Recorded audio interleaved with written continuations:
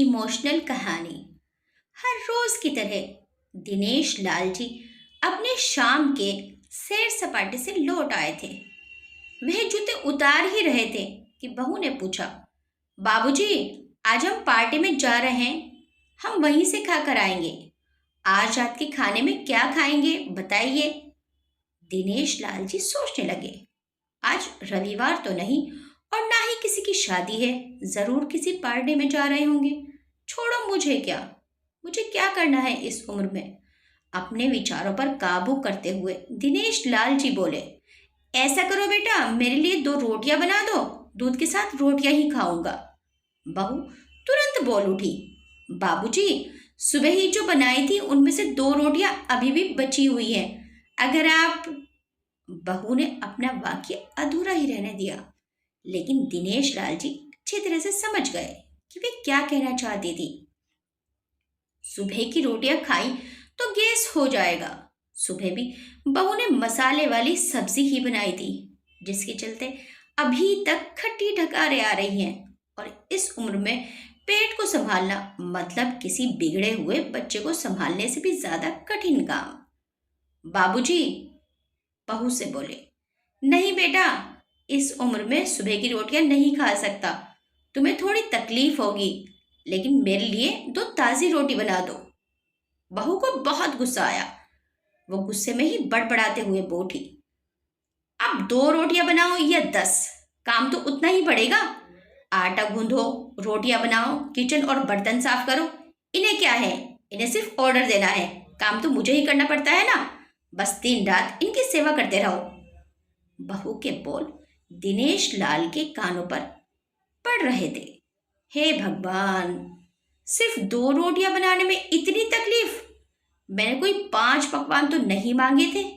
उन्हें बहुत गुस्सा आ गया, लेकिन गुस्सा वहां किया जाता है जहां कोई सुनने वाला हो। उन्होंने अपना गुस्सा निगल लिया। अब तो उन्हें जितनी जल्दी गुस्सा आता था, उससे जल्दी चला भी जाता था। दिनेश लाल जी को अपनी पत्नी की बहुत याद आई।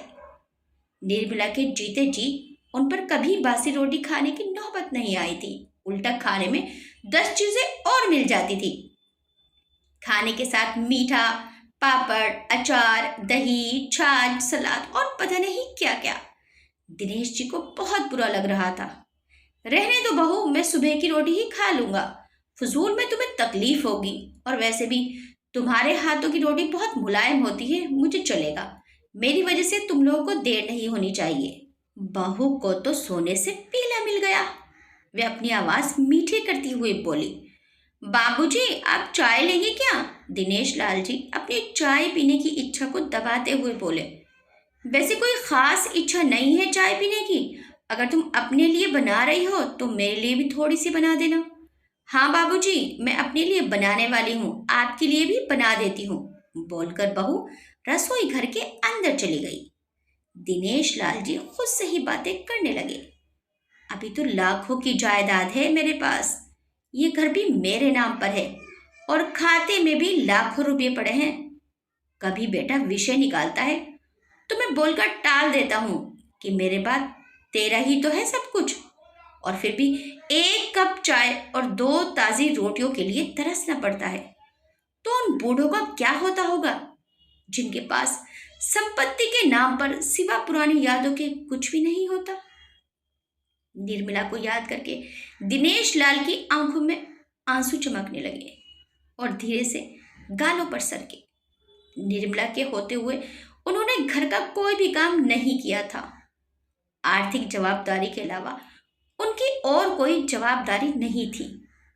उनके व्यापार ने भी उनका अच्छा साथ दिया था। वह भी निर्मला से बहुत प्यार करते थे, लेकिन कभी जता या बता नहीं पाए।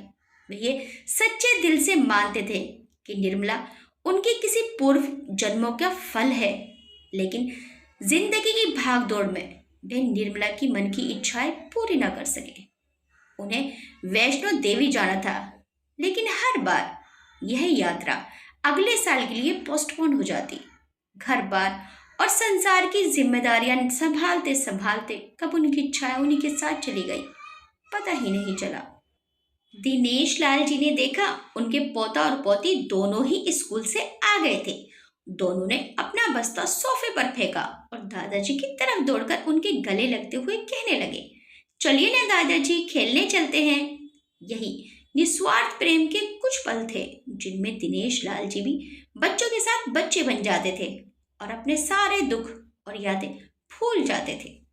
वह कुछ बोल पाते उससे पहले ही बहू ने कहा, चलो छोड़ो दादाजी को, हमें पार्टी में जाना है, जल्दी से आकर तैयार हो जाओ, पापा भी आते ही होंगे। दोनों ही बच्चे दादाजी को छोड़ मम्मी की तरफ भागे।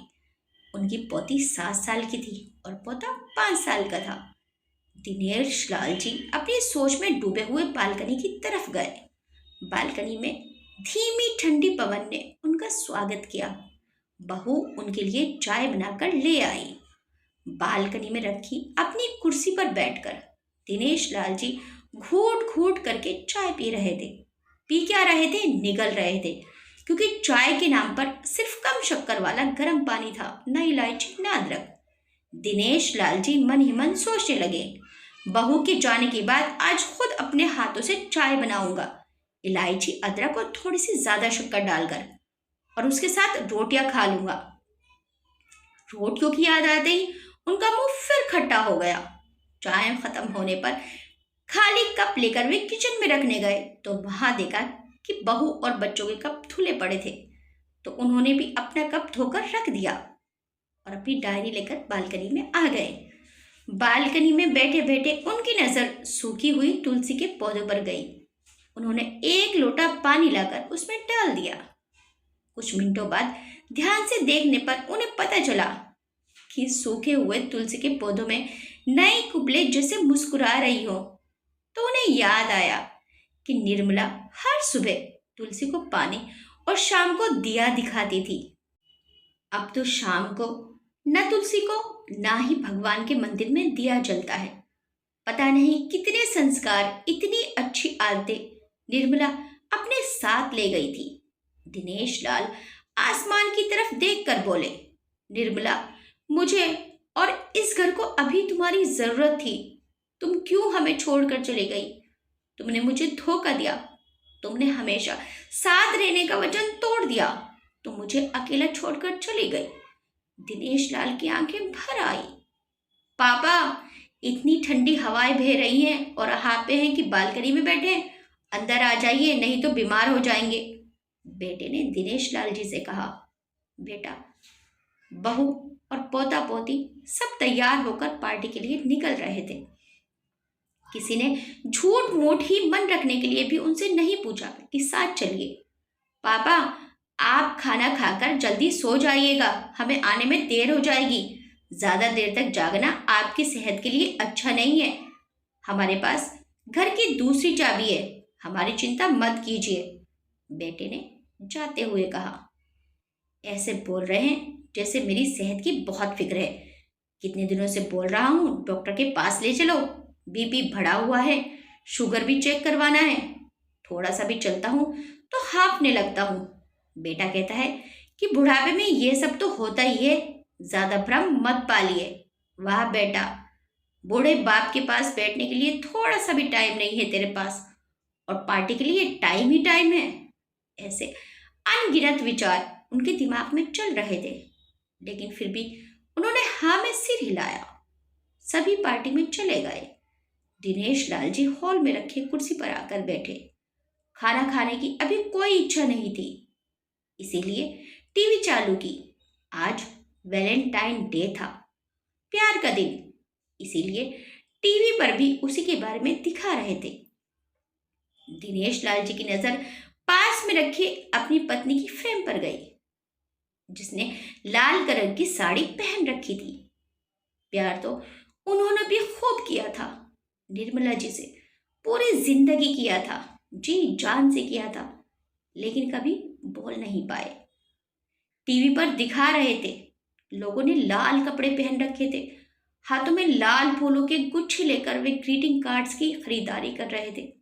पता नहीं दिनेश लाल जी के मन में क्या आया, उन्होंने अपने पैसों का बंटवा लिया और निकल पड़े। निर्मला जी की याद में चलते चलते वो एक आइसक्रीम पार्लर के पास पहुंचे। उनको श्वास चढ़ गया था, उनकी सांसों की गति तेज हो गई थी। आइसक्रीम पार्लर के पास एक कुर्सी पर आकर वे बैठे। तभी वहां एक छोटी बच्ची आई जो गुब्बारे बेच रही थी। बच्ची बोली, दादाजी गुब्बारे लोगे क्या? इतने ही बचे हैं, बिक जाएंगे तो मैं जल्दी घर चली जाऊंगी। दिनेश लाल जी ने देखा 10-12 रंग बिरंगी गुब्बारे थे। उन्हें याद आया कि निर्मला जी को भी गुब्बारे बहुत पसंद थे, लेकिन अब गुब्बारे लेके क्या करूं? उन्हें बच्ची की आंखों में सच्चाई और आशा दिखी। उन्होंने 200 रुपये दिए और सारे गुब्बारे खरीद लिए। उन्हें फिर से निर्मला जी की याद आई, क्योंकि वह भी घर से निकलते समय हमेशा थोड़े एक्स्ट्रा पैसे लेकर निकलती थी और किसी न किसी जरूरतमंद की मदद किया करती थी। कभी वो टोकते तो वह कहती, हमें भगवान ने लेने वालों के नहीं, देने वालों की लाइन में खड़ा किया है। तो थोड़े से रुपयों के बदले में लाखों की दुआएं मिलती हैं, तो मुझे टोका मत कीजिए। आंखों में आंसुओं के साथ दिनेश लाल जी खड़े हुए रास्ते के बीचों बीच आए। उन्होंने आसमान की तरफ देखा, अपने हाथों में पकड़े गुब्बारे आसमान में छोड़ दिए और चिल्लाकर बोले, निर्मला, मैं तुमसे प्यार करता हूं। उनके सांसों की गति बढ़ गई, उनका शरीर लड़खड़ाया और जमीन पर थड़ से गिर पड़े। आसपास के लोगों को कुछ भी पता चल पाए उससे पहले ही दिनेश लाल जी ने इस मोह माया की दुनिया को अलविदा कह दिया। उन्हें अपनी पत्नी से मिलने की बहुत जल्दी थी। ये कहानी सीधे आपके दिल में उतर गई होगी। आपसे एक ही गुजारिश है कि अगर आपके घर में कोई बुजुर्ग है तो उनको प्यार, बहुत प्यार और सम्मान दें और उनका ख्याल रखें, क्योंकि वे इसी प्यार और सम्मान के हकदार हैं। आपके इस कहानी के बारे में क्या विचार है हमें कमेंट करके जरूर बताइएगा। वीडियो अच्छी लगी तो वीडियो को लाइक, शेयर, सब्सक्राइब करना मत भूलिएगा। मिलते हैं नेक्स्ट टाइम एक अच्छी सी कहानी के साथ। Till then bye bye.